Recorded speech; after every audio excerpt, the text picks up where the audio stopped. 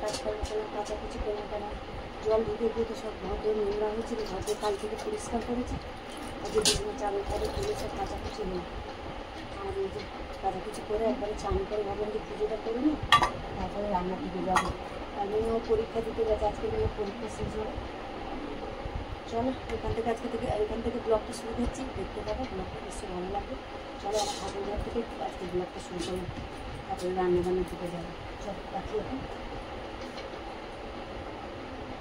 চলো বন্ধুরা, রান্না তো জোগাড় করে নিলাম। এই যে লাল শাক কেটে আর ধুয়ে জল ঝরাতে দিয়ে রেখেছি এখানে। আর এখানে মাছের ঝোল করব, তার জন্য মাছ ধুয়ে তো নুন হলুদ মাখিয়ে নিয়েছি। আর একটু বেগুন আলু কাঁচকলা একটা ছিল, ওটা দিয়ে মাছের ঝোল করব। চলো দুদিকে দুটো কড়া বসিয়ে দিচ্ছি, কেন অনেক বেলা হয়ে গেছে গো।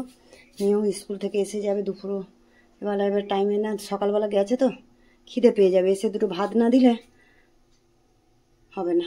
ওই জন্য তাড়াতাড়ি করছি, দুদিকে দুটো কড়া বসিয়ে দিয়েছি। এদিকে শাক ভাজা বসিয়ে দেবো আর ওদিকে মাছ ভাজা বসাবো, দুটো কড়া বসিয়ে দিলাম। চলো তেলটা গরম হোক। এদিকে তো তেল গরম হয়ে গেছে, যে কড়ার মধ্যে 5 ফোড়ন একটু শুকনো লঙ্কা দিয়ে দিলাম। চলো ফোড়নটা তো ভাজা হয়ে গেছে, এই যে এর মধ্যে একটু রসুন আর পেঁয়াজ নিয়ে নিচ্ছি। রসুন আর পেঁয়াজ দিয়ে লাল শাকটা ভাজবো, রসুন পেঁয়াজটা ভাজাবো। ততক্ষণ ওইদিকে তেলটা গরম হয়ে গেছে, মাছটা ছেড়ে দেবো। চলো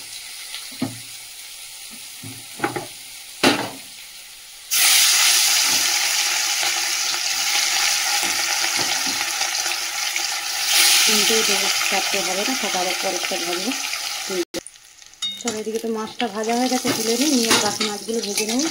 আর ওদিকে একটু পেঁয়াজ রসুন পেঁয়াজ লঙ্কা ভাজা হচ্ছে।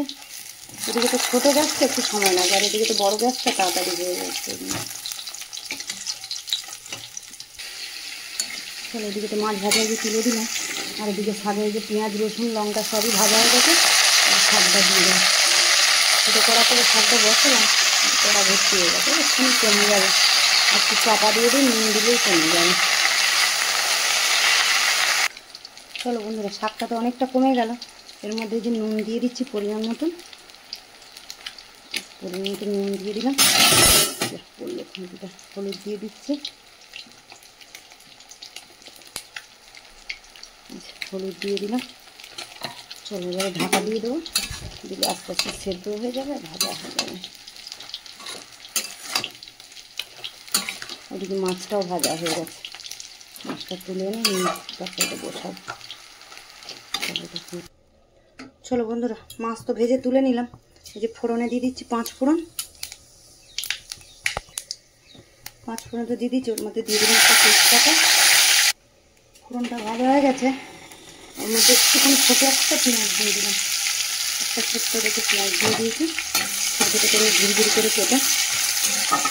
এত যে হাওয়া দিচ্ছে, রোদও দিয়েছে তেমনি হাওয়াও দিচ্ছে, দরজা জানলা খালি বন্ধ হচ্ছে। চলো পেঁয়াজটা একটু ভাজা, পেঁয়াজটা হালকা করে ভেজে নিয়েছি। আর এর মধ্যে যে কেটে রাখা আলু আর একটা কাঁচকলা, এটাও দিয়ে দিই। আলু আর কাঁচকলাটা একটু ভেজে নিই, বেগুনটা এখন দেবো না, বেগুনটা একটু পরে দেবো, কারণ বেগুন এখন দেবো না, গলে যাবে, সেজন্য বেগুনটা দেবো না। চলো এটা ভাজা হোক, তখন মশলাটা আমি দিয়ে দিচ্ছি। চলো বন্ধুরা, আলু কাঁচকলাটা যে ভেজে নিয়েছি, এর মধ্যে যে মশলা দিয়ে দেবো। এর মধ্যে আদা একটু ঘষে নিয়েছি, একটা টমেটো ঘষে নিয়েছি, আর ধনের গুঁড়ো জিরের গুঁড়ো কাঁচা লঙ্কা দিয়েছি, একটু অল্প গুঁড়ো লঙ্কা দিয়েছি, নুন হলুদ। চলো এটা মশলাটা কষানো হোক। আর ওদিকে দেখি শাক ভাজাটা কত হলো। শাক ভাজাটাও হয়ে এসছে, আর একটু হবে, জলটা শুকনো, অনেকটা জল আছে। শাকে তো দেখতেই এক করা, কিন্তু কমে গেলে একটুখানি হয়ে যায়। মশলাটা কষানো হচ্ছে, ওর মধ্যেই যে বেগুনটা দিয়ে দিচ্ছি। বেগুনটা দিয়ে এর সাথে কষাবো, মশলার সাথে বেগুনটা সেদ্ধ হয়ে যাবে। চলো বন্ধুরা, শাক ভাজাটা যে হয়ে গেছে, এর মধ্যে একটু মিষ্টি দিয়ে দিচ্ছি। লাল শাক না, নোনতা একটু মিষ্টি দিলে তো ওদের স্বাদ ভালো হয়। তখন একটু মিষ্টি দিয়ে দিলাম, দিয়ে আরেকটু কড়াই লেগে যাচ্ছে, আরেকটু নেড়ে নিয়ে না দিয়ে দেবো। শাক ভাজা হয়ে গেছে, আর ওইদিকে মশলাটা মশলাটা যে কষানো হয়ে গেছে, তেলে ছেড়ে গেছে, আর জল দিয়ে দেবো ঝোলে।